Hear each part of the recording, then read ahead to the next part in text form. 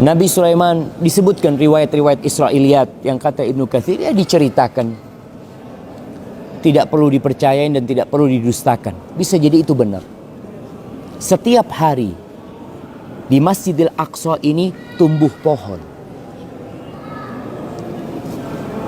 Kemudian Nabi Sulaiman bertanya, kamu pohon apa? Nyebutkan namanya. Untuk apa engkau diciptakan? Kata dia, untuk obat. Kalau untuk obat ya sudah, diperuntukkan obat.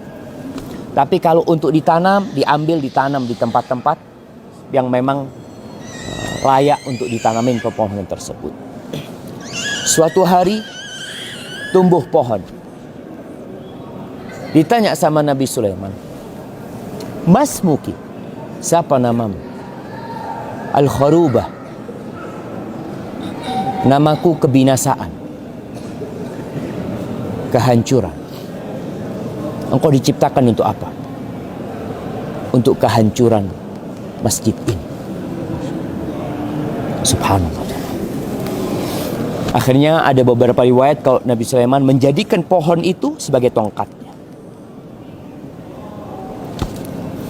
Nabi Sulaiman memohon kepada Allah, kalau aku mati, jangan sampai jin itu tahu. Akhirnya Nabi Sulaiman alaihi salam menjadikan pohon itu jadi tongkatnya. Ribuan, entah puluhan ribu, entah jutaan yang menjadi pasukan Nabi Sulaiman dari bangsa jin. Dan bangsa jin itu, kalau Nabi Sulaiman sedang beribadah di mihrabnya, biasanya mereka lewat. Mereka tidak pernah melihat Nabi Sulaiman. Karena kalau mereka berani ngelihat Nabi Sulaiman, terbakar.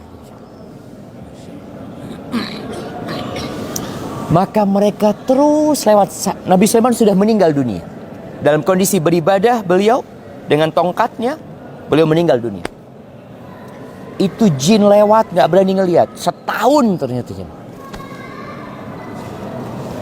Setelah Nabi Sulaiman jatuh dari tongkatnya, kalau ini cerita diceritakan dalam Al-Quranul Karim. Apa kata Allah? Lau kanu ya'lamunal ghaib. Kalau mereka tahu dengan yang gaib. Jin ini tidak tahu dengan yang gaib. Kalau mereka tahu dengan yang gaib, mereka tidak akan tersiksa selama 1 tahun. Mereka terus bekerja karena takut sama Nabi Sulaiman.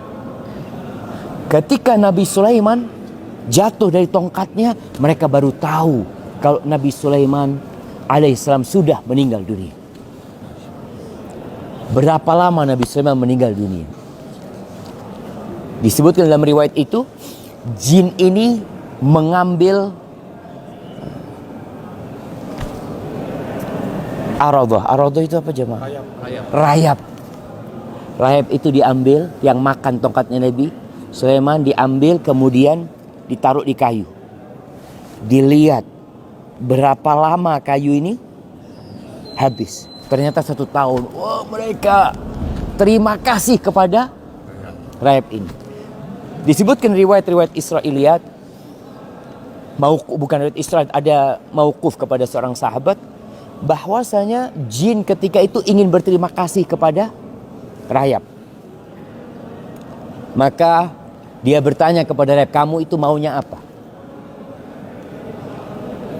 Mereka, kalau engkau mau makanan, kita kasih makanan. Mereka mengatakan rayap ini maunya air sama tanah.